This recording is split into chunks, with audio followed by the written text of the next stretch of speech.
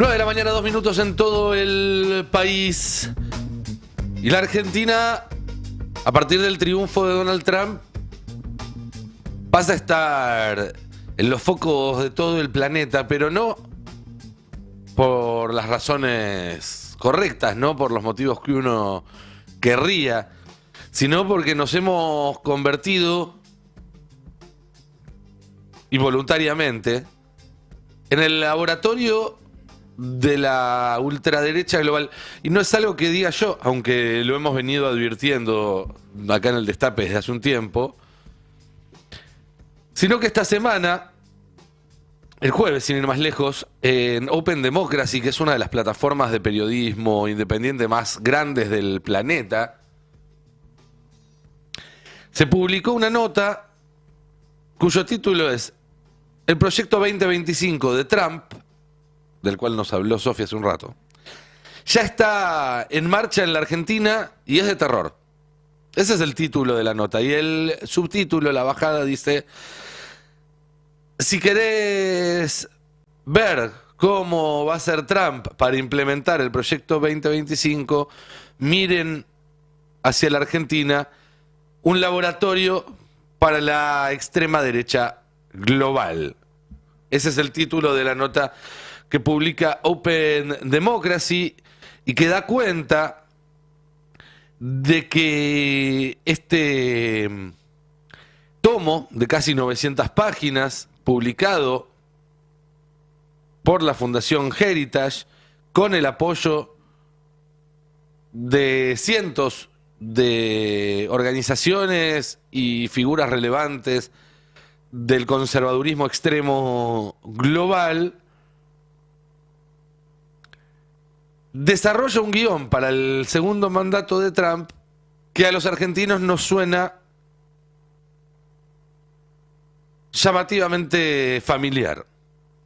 Porque este proyecto 2025 habla de atacar a la educación pública, habla de desmantelar políticas que tratan sobre el cambio climático, habla de restringir los derechos de las mujeres, de las minorías, de los inmigrantes y de los trabajadores.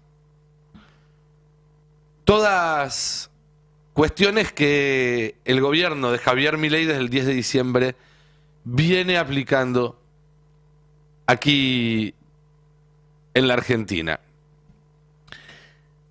La página de la Fundación Heritage, donde está presentado el proyecto 2025, dice literalmente: no es suficiente para los conservadores ganar elecciones. Si vamos a rescatar al país de las garras de la izquierda radical, necesitamos tanto una agenda de gobierno como la gente correcta en el lugar indicado para aplicar esta agenda desde el día 1 de la administración. Y en ese sentido, lo que hacen es proponer el desmantelamiento del Estado administrativo, deshaciendo ministerios, agencias y instituciones estatales, recortando el financiamiento público a la salud, a la educación y al estado de bienestar, eliminando programas y recursos para combatir la violencia de género, la discriminación, la contaminación y el cambio climático. Parece una descripción paso por paso de las cosas que hizo el gobierno de Javier Milei en estos 10 meses, y sin embargo no, es el plan para lo que pueda hacer Trump en los próximos 10 meses. Y esto da cuenta también de algo que también venimos relatando aquí y de lo que hablamos la semana pasada, que es, y que está estrechamente vinculada con el proyecto 2025, que es el plan de Elon Musk, Peter Thiel y los megamillonarios de Silicon Valley para hackear el Estado desde adentro. Si les suena, es porque la expresión es muy parecida a la que usó Milei con eso del topo. y convertir la democracia de Estados Unidos o la Argentina en un sistema político distinto, más autoritario, y que garantice que ellos, que son las personas literalmente más ricas del mundo, dueños de empresas tecnológicas, dueños de fondos de inversión, tengan las manos libres para seguir haciendo sus negocios sin ningún tipo de control. Como yo ya dije alguna vez, cuando leemos anarcocapitalismo tendemos a pensar en un sistema anarquista en el marco del capitalismo, en un capitalismo donde no hay Estado, donde no hay reglas, y eso es parcialmente cierto, porque cuando se habla de anarcocapitalismo es un capitalismo en el cual no hay reglas para el capital, no para las personas, porque por ejemplo, y el caso más claro es lo que tiene que ver con las fronteras. Milei, Trump, Musk y compañía quieren un mundo con fronteras completamente abiertas para el capital, que puedan ir y venir cuando quieran, pero completamente cerradas para las personas, porque una de sus políticas más importantes, de lo discursivo y de lo práctico, es una política antiinmigratoria. Anarcocapitalismo entonces es un sistema sin reglas para el capital, que el capital sea libre para poder gobernar al mundo y no las personas. Leía el otro día en un libro una reflexión muy interesante en ese sentido. Es un economista, de un historiador, perdón, canadiense, Winslow Bodian, que dice, bueno, hablan de respetar la propiedad privada, pero en realidad lo que pretenden no es un respeto de la libertad privada, de la propiedad privada, sino la libertad para llevar y traer esa propiedad privada de un país a otro cuando quieran. Nadie cuestiona la propiedad de esos dólares, de esos fondos. Lo que se cuestiona es la posibilidad de moverlos. Lo que ellos quieren es poder moverlos de un lado a otro sin pagar impuestos, sin dar explicaciones. Nadie está proponiendo que se los expropie, aunque a lo mejor habría que empezar a pensarlo. En fin, ¿a qué viene todo esto? A que el liberalismo, históricamente, le ha gustado mostrarse como la superación de las ideologías. Dice, en el siglo XX discutieron dos grandes autoritarismos, el fascismo de derecha, el comunismo de izquierda, y nosotros estamos en el medio y somos inocentes. Y en el marco de este tipo de proyectos que desnudan la naturaleza real del proyecto anarcocapitalista,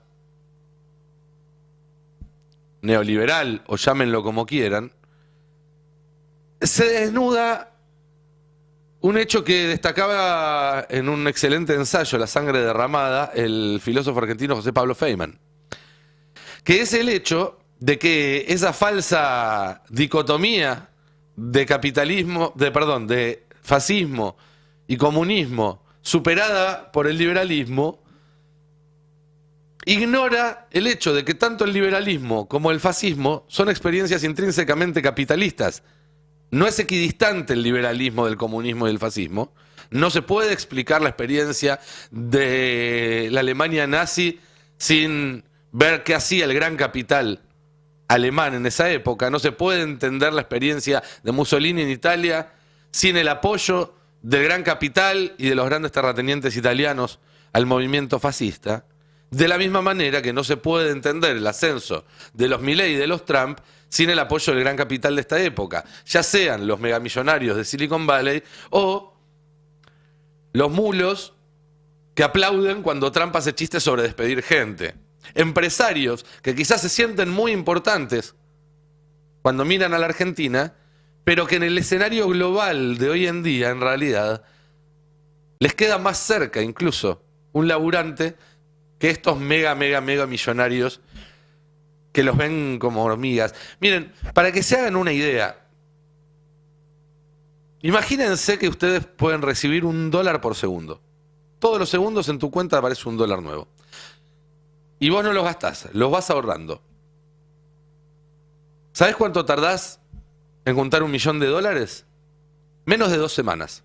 11 días y pico. Si ahorras $1 por segundo durante menos de 2 semanas, tenés $1.000.000. ¿Sabés cuánto tardás en tener $1.000.000.000? Que es la vara que separa de alguna manera hasta a los megamillonarios, a los que entran en la lista de Forbes, del resto de las personas de fortuna.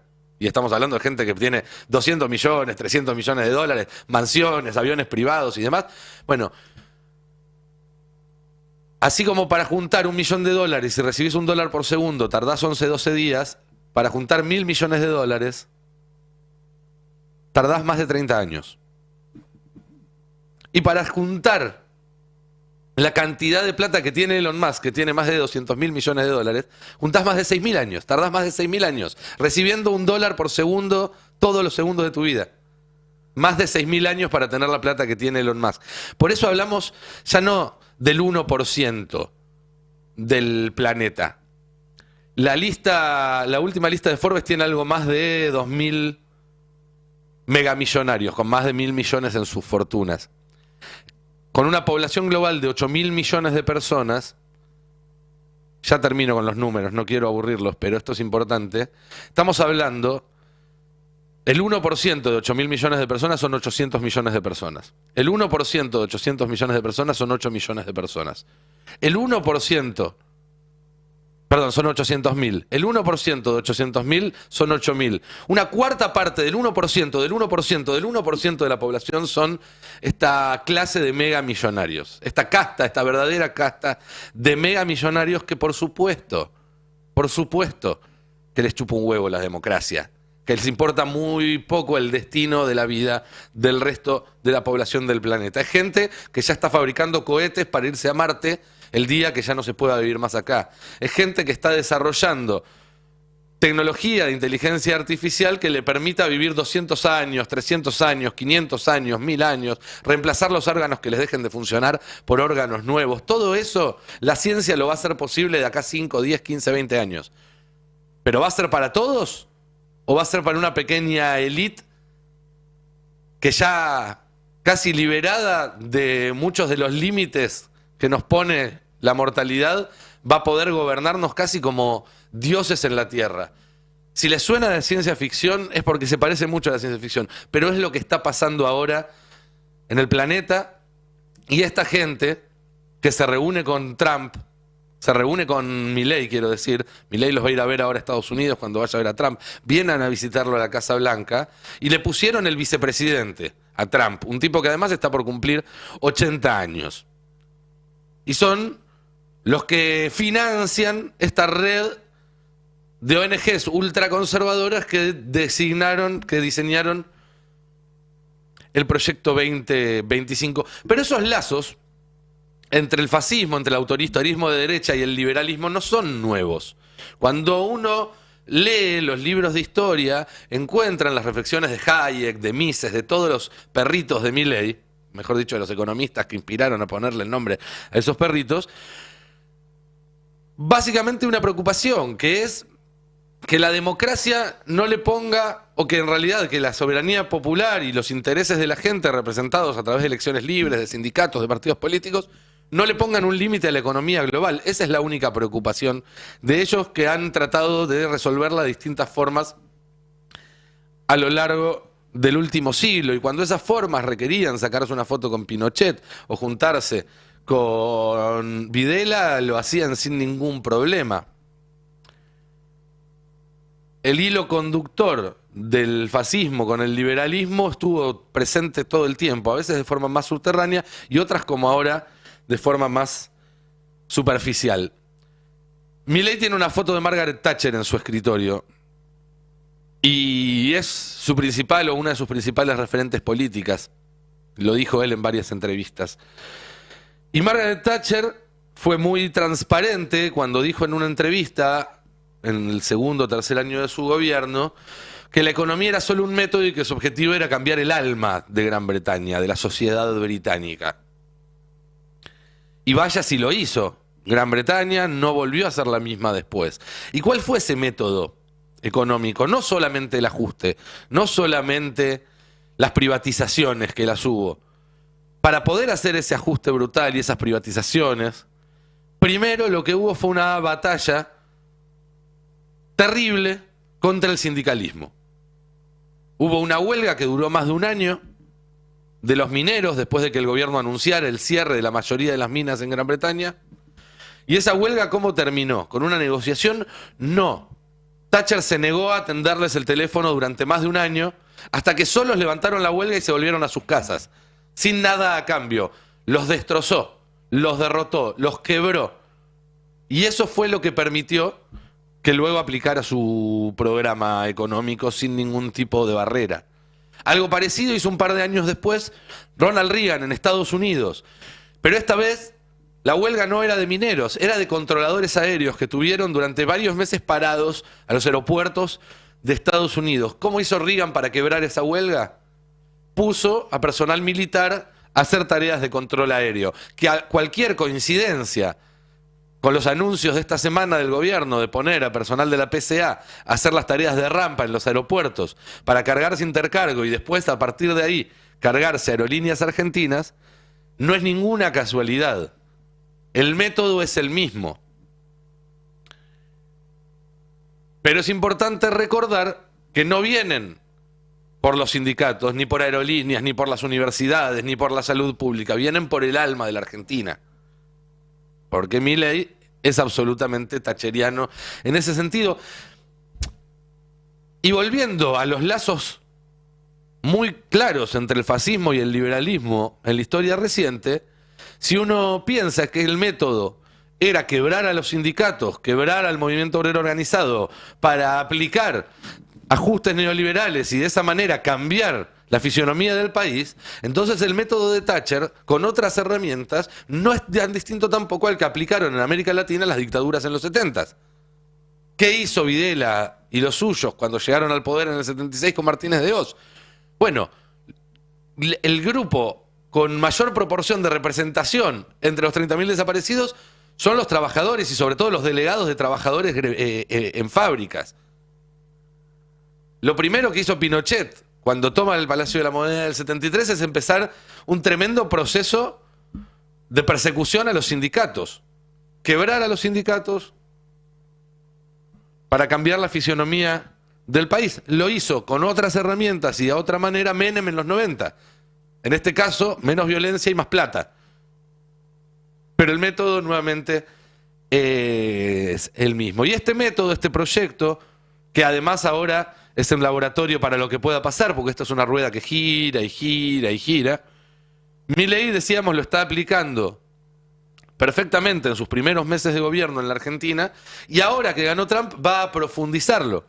Lo estamos viendo en el caso del conflicto con aerolíneas, pero también con las denuncias que estamos conociendo ahora sobre persecución ideológica en el CONICET.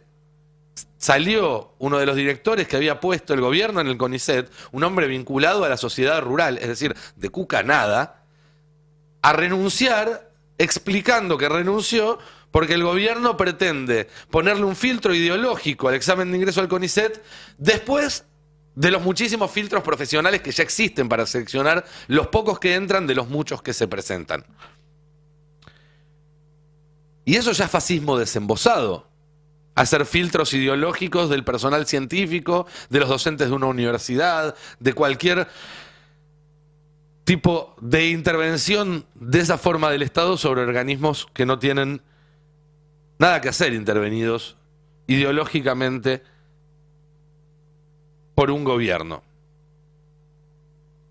Decíamos entonces que las líneas que unen el fascismo y el liberalismo son históricas y por momentos salen a la luz. Bueno, este es uno de esos momentos en los que sale a la luz. Y una última reflexión tiene que ver con las consecuencias políticas de esos hechos. Porque lo que sucedió en Inglaterra, después de que Thatcher quebrara la huelga de más de un año de los mineros, y en Estados Unidos, después de que Reagan quebrara el movimiento sindical al derrotar a los controladores aéreos en esa batalla, fue que los partidos políticos que no pudieron o no supieron o no quisieron estar a la altura de las circunstancias para defender a los trabajadores en momentos tan cruciales, después tardaron más de una década en volver a construir una propuesta que les permitiera volver al poder. Y cuando lo hicieron, los demócratas con Bill Clinton en Estados Unidos, los laboristas con Tony Blair en Inglaterra, ya lo hicieron absolutamente derrotados y subsumidos en la lógica neoliberal que se supone que tendrían que haber combatido y que no lo hicieron. Y ese es un mensaje de advertencia para los que hoy decidan pararse en la vereda de enfrente de este proyecto anarcocapitalista, liberal y fascista. Y no es contradictorio, es las tres cosas.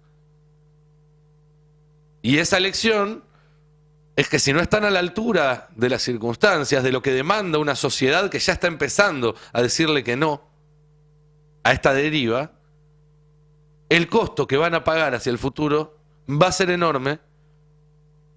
Y hay que ver si alguna vez se pueden recuperar. Porque lo que ha sido en el hemisferio norte, nunca pudieron volver de eso. Y de aquellos triunfos, ya lejanos en el tiempo, hace casi medio siglo, se alimentan todavía las batallas que da hoy la ultraderecha para crecer mes a mes, semana a semana, día a día, volverse una amenaza cada vez más palpable para todos nosotros.